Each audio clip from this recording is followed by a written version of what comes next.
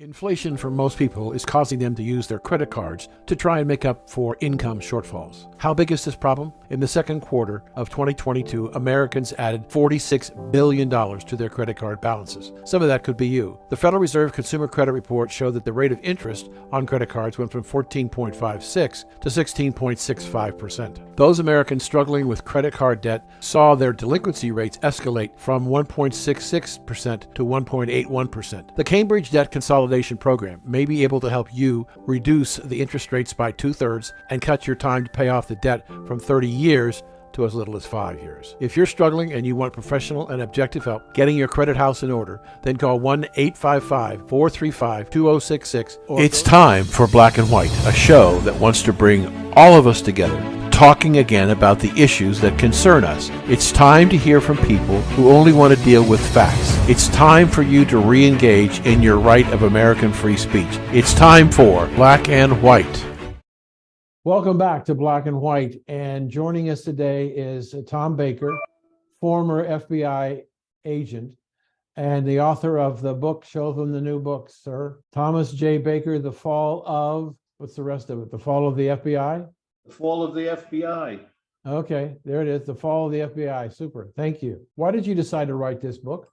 Well, I became concerned. Well, to give you the long answer, Dan, I had been fortunate enough in my long FBI career to be involved in several historical cases, and numerous people told me, you ought to write a book. Now, a lot of us always hear that, but eventually some of them meant it. And then 3 or 4 years ago, I became very concerned about developments in the FBI. I wrote a number of op-eds for the Wall Street Journal and other journals outlining my concerns and perhaps some solutions. And then I combined it into a book. So the book is really the good, the bad, and the ugly. My book, The Fall of the FBI, we talk about the good, the FBI, what it has done, some of the adventures that are tension holding, the historical cases that people are interested in. The bad is injustice. I found out, I didn't always believe this, but I found out there's injustice in the world. And then the ugly is what has happened, beginning with the Russian collusion investigation. Tom, thank you for that. I want to mention to you something that I have been wrestling with for a long time. And that was the FBI, the head of the FBI, the Attorney General, and other senior officials signed off on the FISA warrants, attesting by his signature under perjury of a felony that the contents of this warrant application are true and verifiable. And they didn't do it once, they didn't do it 2 times, they didn't do it 3 times, they did it 4 times. I'm not trying to put you on the spot. I just want you to understand that there are a lot of people like me that have these similar questions. How do you, as a representative of law enforcement in the United States at the highest level, Attorney General, Director of the FBI, how do you falsify these documents to a court and pay no penalty for lying, for perjury? How does that happen? Well, what happened, and it will, some of this is adjudicated, some of it won't be. What happened, I think, is more along the lines of an abuse of authority than an actual violation of the law, although there may have been laws violated in the process, as you point out, if they knowingly perjured themselves. The FISA Act, and we can talk about FISA for the benefit of your listeners, the Foreign Intelligence Surveillance Act was enacted in 1978 to allow a structured, judicial, legal way to gather intelligence on foreign agents in this country. So there's 2 keys to the Foreign Intelligence Surveillance Act. One, it was designed only to gather intelligence, not to gather evidence. And number 2, only to be used on foreigners. And that's how it was used for several decades after its enactment. What happened, where the abuses started to creep in, as with so many things, were after the September 11th attack, where things were loosened up. All of a sudden, FISA could be used on US persons U.S. persons is not only U.S. citizens, but legal resident aliens or U.S. corporations. And it's been amended and loosened up since then. The original FISA Act, which you alluded to, required the sign off from the Attorney General and the Director of the FBI, the both of them. Well, in those first decades of FISA, there were only 200 or 300 FISA applications, consequently FISA warrants, a year. After September 11th, that jumped up to several thousand, and that's the level it's still at now. And we know that because the Inspector General, after the Carter Page application, which I think is what you were referring to, looked Right. into this. We found out that there are literally thousands of FISA applications being used against U.S. persons. I contend that that's an abuse. That's never how the act was intended to be used. And that is a reform that is within the power of Congress to initiate. We should probably take a moment here and step back. I apologize for not doing it initially. Tell us about your career at the FBI, what you've done. Okay, well, as you said in the introduction, and as it says in my book, I was in the FBI for 33 years in a variety of positions, ultimately serving abroad as a legal attaché in 2 American embassies. In the years since I retired from the FBI, I stayed very closely engaged with them as a consultant, working at the CJIS division of the FBI in West Virginia on a lot of police services. I served on the board of the Justice Credit Union, which is the credit union for DOJ and the FBI. So I'm very much in touch with people in the FBI, executives in the FBI today. What I tried to do in the first part of the book, so the book is not all negative, in the good, I talked about some historical cases, and I don't put myself forward as a hero in any of them, but I had some involvement in some cases that are of historical interest, and I wanted to commit that to paper. I'm talking about things like the attempted assassination of President Ronald Reagan, the crash of TWA 800, the crash of Pan Am 103, matters of that nature. I was there, saw some of it, and there's some details in the book that are not generally available elsewhere, and I wanted to get that on paper for the public and for history. So when you published this book, what happened to your relationship with the FBI? Yeah, that I wrote a book, who don't like any criticism of the FBI, and this is among current FBI people as well as people in the former agent community. But for the most part, most people have been very supportive of it. Those who've taken the time to read the book have liked it. What's been particularly revealing to me, Dan, and surprising, is that over the past couple of months, as I've done book signings in bookstores and book talks at a couple of venues, people have come up to me, people I don't know at all, who have retired or resigned from the FBI in the last year or two, and several people who are still FBI employees. And they told me, Tom, you have it right. It's worse than you think. And that's alarming. And I've had spouses of current FBI agents come up to me and thank me for writing the book. So that's been good. That's been validation. That's been vindication. But also it's somewhat alarming because, as I point out in the book, and as has come to light in the Durham report, there's a lot of things that are infringing on our Bill of Rights, particularly on the First Amendment guarantees. I want to follow up what you just said there, because as I have read the writings of some of the people that we're talking about, Comey and other people, it seems to me that the leaders in the alphabet, if you would, organizations, FBI, CIA, and others, they come across to, in my mind, as deciding that they are the ultimate authority. James Comey took the power away from the Attorney General to make the decision as to whether they were going to prosecute Hillary Clinton or not, when he said that, yes, she broke the law, but no decent prosecutor would prosecute her. And so we have, it appears, a group of elitist people, none of them elected to their office by the American people, who are just trying to make decisions because they think they're the only ones that can make those decisions, and they're making them with a particular bias in play. Does that concern you? It not only concerns me, I address it in the book, Dan, and you just described one of the key things. Comey, Strzok, McCabe, all those miscredence of the Russian collusion investigation, they've all written books. And in their books, they make no apology for the disgrace they brought upon the FBI or for the disservice they've done to our country. And in part, my book is an attempt to answer their fiction. So we had a situation this past week, where the law enforcement organizations in our country, for some reason, couldn't find who was the owner of a package or packages of heroin that were left in the White House. And we got conflicting stories as to whether there was a camera or wasn't a camera.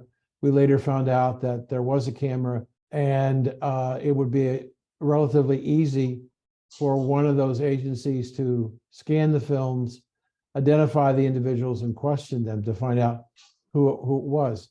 But in a very short period of time, a matter of a couple of days, the Secret Service came back and said, well, we can't find any DNA evidence, we can't find any fingerprints, we're just going to let it drop. It's hard to believe that we supposedly have in the Justice Department, the biggest and best law enforcement organization in the world, and they can't figure out how those bags of cocaine got into the White House. They closed that investigation in just a little more than 1 week, saying they couldn't find an answer, case closed. Everybody I've talked to, whether it's for 6 months, 18 months, or 24 months, to the FBI laboratory to be processed for fingerprints.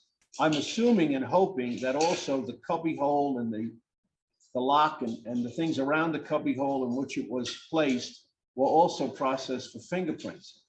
The words that come out from the Secret Service is that there were no usable or traceable fingerprints recovered, or no DNA also. Okay, I understand the no DNA. If there's no DNA, there's no DNA.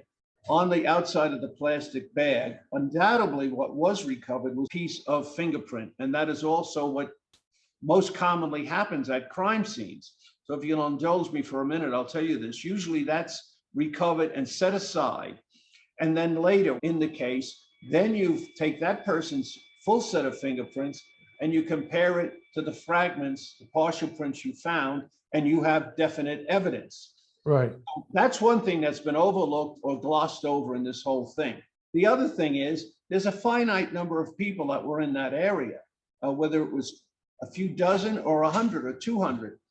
And most of them are probably government employees or government contractors. They could all be put on the polygraph about this. They could all be drug tested. There's a lot of steps that still can be taken. Some of them are manpower intensive, but you're dealing with a finite number of people. It's not like a bag of cocaine found out on the street that anyone in the world could have left there. There's only so many people had access to this area. It's a disgrace. It's a law enforcement disgrace. A retired FBI agent about what's going on at the FBI. He has a new book. Can you pick up the book for me one more time, Tom? The Fall of the FBI by Tom Baker. And we'll be right back with the next part of our interview with him. Inflation for most people is causing them to use their credit cards to try and make up for income shortfalls. How big is this problem? In the second quarter of 2022, Americans added $46 billion to their credit card balances. Some of that could be you. The Federal Reserve Consumer Credit Report showed that the rate of interest on credit cards went from 14.56 to 16.65%. Those Americans struggling with credit card debt saw their delinquency rates escalate from 1.66% to 1.81%. The Cambridge Debt Consolidation Program may be able to help you reduce the interest rates by 2/3 and cut your time to pay off the debt from 30 years to as little as 5 years. If you're struggling and you want professional and objective help getting your credit house in order, then call 1-855-435-2066 or go to the... Welcome back. We're having a conversation with Tom Baker, and he's written a book called, show us again, Tom. The Fall of the FBI. And let's see the cover. There you go. Fall of the FBI. Terrific. Let's continue the questioning about what was in your opinion, what was the turning point when the culture and the morals and the ethics of the FBI? We can trace it back to one specific incident or episode. Bob Mueller, a lot of this goes back to Bob Mueller, his cultural change at the FBI, and then it was exacerbated by the poor leadership of James Comey, special counsel fame, became the director of the FBI. The attack happened on Tuesday, September 11th. On Saturday morning, following the attack, September 15th, he was summoned. George W. Bush and his national security team were hunkered down. The nation was in a crisis, no question about that. Mueller gave the report of the FBI investigation. And in the 3.5 days that elapsed between that Tuesday attack and that Saturday morning, the FBI had done what it does best, investigate. And they had identified all 19 hijackers, their financing, their travel, their associates. And when Mueller was done presenting this report, George W. Bush turned to him and said, "I don't care about that. I just want to know how you're going to prevent the next one." Mueller left that meeting bound and determined to change the culture of the FBI. And that's the word he used, from a law enforcement mindset to an intelligence culture. That had bad consequences for us in our country. I remember those all flash back as you were talking about them. And the key thing, Dan, is this. There's a big difference between the culture in a law enforcement organization and that in an intelligence organization. The FBI always had a counterintelligence mission. In a law enforcement agency, you work every day towards that day, when that day comes, when you're going to have to stand up in court, raise your right hand and swear to tell the truth, the whole truth, and nothing but the truth, so help you God, to a set of facts. Quite different than an intelligence agency that is based and deals in deceit and deception every day, and their product at the end of the day is an estimate. Some would call it a best guess. Guesses aren't allowed in the courtroom. So when let's go back to that onerous day. So and I don't want to put words in your mouth. I just want to give you my observation. It seems to me that what you're saying, implying, or suggesting, whatever the right term is, you pick it. Bob Mueller decided he was going to be the most powerful man in the country who wasn't elected. He took it upon himself that he decided that he would make these changes. He didn't have to get permission from Congress. The president was basically reacting to the attack and giving him wide latitude, much like Dr. Fauci got under the COVID-19. It must have been a tremendous ego trip for Bob Mueller. Well, you're precisely right. And then he did a lot of specific things. And one thing he did, he pulled the management of that investigation of the September 11th attacks, which the FBI codenamed Pent Bomb for Pentagon, Pennsylvania bombing. He pulled that into headquarters and ran it from headquarters, which many of the FBI leaders at the time opposed. Traditionally in the FBI, cases will run from the field. There was a field office, the Office of Origin, that ran the case. Other offices that followed leads for them were called the auxiliary office. A field agent was the case agent. He had a field supervisor looking over his shoulder, his or her shoulder. And then there was the agent in charge of that field office looking over their shoulder. And only then did the supervision come from headquarters. Mueller did away with all of that. He ran the Pent Bomb, the investigation of September 11th, from headquarters. That set a bad standard. Under Comey, he did it again twice. They called it a headquarters special. He pulled in the Hillary Clinton email investigation, which you've mentioned already, into headquarters. And then, most dangerous of all, the Russian collusion investigation, opened the case, wrote up the open communication, signed it out on a Sunday. And on that Monday, he went to London, England, to conduct the first interview in this investigation. There was no levels of independent review, no levels of independent judgment. It was bound to end badly. And it has turned out badly for the country and our loss of individual freedoms. You said that there's the three parts of this book, and one part is the how to fix it. How do we fix the problem? Okay, the thing is, the problem is the FBI culture.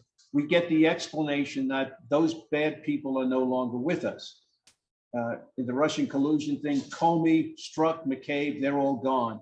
But then we had the investigation, the fiasco, the investigation of the attempted kidnapping of the Michigan governor. 2 agents were fired over that. We have the gymnast case. 2 agents were let go over that. Again and again, the malefactors are let go or fired. And Christopher Wray and others say to Congress and say to the public, well, those rotten apples are gone now. When the Durham report came out, which I recommend it to all your listeners, it can be found online and can be read. It's 300 plus pages. John Durham, the special counsel, explained this also very well. Christopher Wray and the FBI officially has said, well, those people who were named in the Durham report, they're no longer with us. But the fact is, what they have to look at is the culture, the underlying culture. And the culture has to be restored to that of a law enforcement mentality in which the Constitution is the guardrail. And if we have the Constitution again as our guardrails, we won't get into some of these problems. So are you saying, like, for example, one of the egregious mistakes on the part of the FBI was its collusion with social media in trying to control the narrative of what was being reported to the American people? And along with that, the idea that, for example, the Hunter laptop computer was in the possession of the FBI before the presidential election, yet they supported the contention that it was Russia interference. And when we got Mueller and we got Durham and we got all these other investigations and found out that that wasn't true, again, nobody paid a price for lying to the American people. And yet the stories keep coming out about how they were abusing their power. No disrespect. I think you almost got to, I hate to say it this way, but clean house, fire everybody and start over again. Well, Dan, you've given 2 very good, very key and very important examples.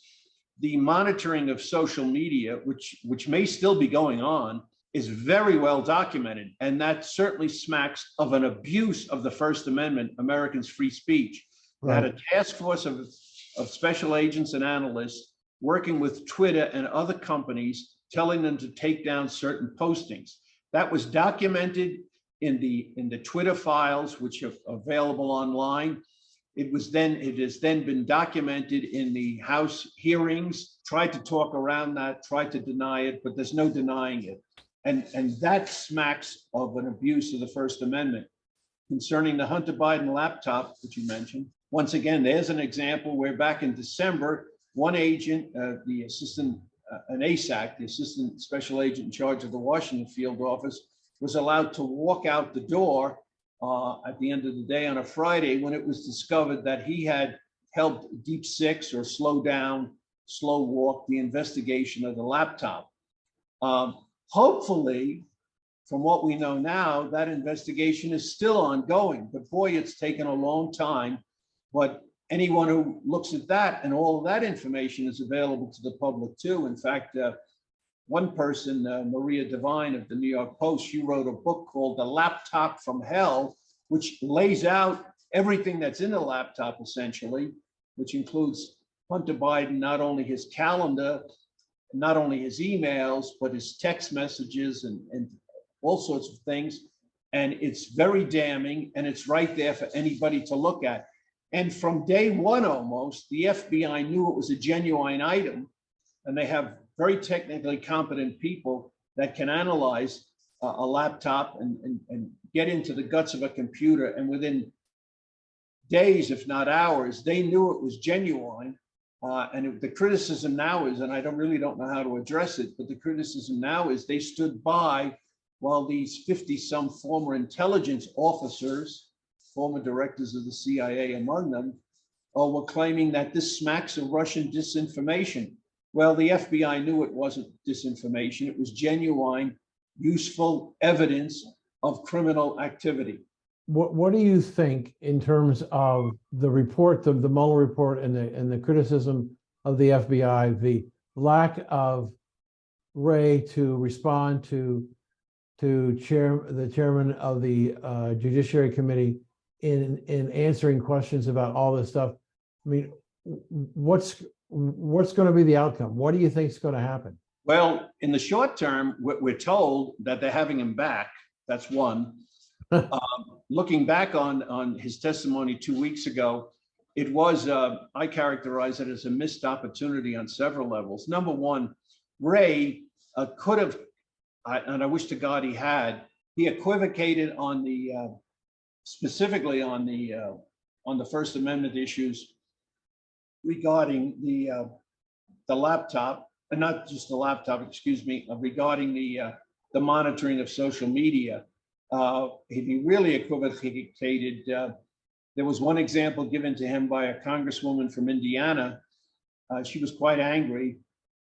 She pointed out that some of the postings that were taken down that were done by Americans that the FBI requested to be taken down, we now know it was based on requests from the Ukrainian intelligence service, which, as she pointed out, Congress has been briefed, is totally infiltrated and penetrated by Russian agents. Zelensky, the current leader of the Ukraine, recognized that. He fired over 600 members of that organization. Yet on a request from this foreign service to take down postings by American citizens, the FBI did it. And that's documented. And Wray tried to equivocate and make believe he didn't understand her, and she got very angry. And that's all very understandable. So they're going to have him back. He missed an opportunity to clear the air. But I must also say, frankly, that the Congress and the committee missed an opportunity as well. Have to be kind to them here. Congressman Jordan has tried to do this very well. It's difficult because most of the Democrats don't want to participate in examining the FBI and the DOJ. Right. They talk about Trump, but not all of them. There were at least 2 Democrats at different points expressed concerns and similar concerns about the monitoring of American speech. So that has to be, and about the abuse of FISA. So that can be followed up on. And as a congressional committee, with only the exception of 1 or 2 of them that asked very broad questions, most of them would zero in on 1 or 2 particular things. And that's just the nature of a congressional committee. It's imperfect, but they have brought a lot of stuff to light, and they're going to keep at it, it seems, and they're doing a good job in the limitations of a congressional committee. Yeah, well, Tom, unfortunately, we're out of time. We've been speaking to Tom Baker, who has a new book, The Fall of the FBI. How can people get the book, and do you have a website? I have a website, thomasjbakerbook.com, thomasjbakerbook.com. The book, of course, is available on Amazon, also on Barnes & Noble. Thank you for joining us, and we'll look forward to having you on again soon. And we'll be right back after these messages. Thank you for joining us today, and we'd like to hear your comments or questions. So go to bwradionetwork.com. That's bwradionetwork.com, and give us your questions or comments. And thanks for joining us today.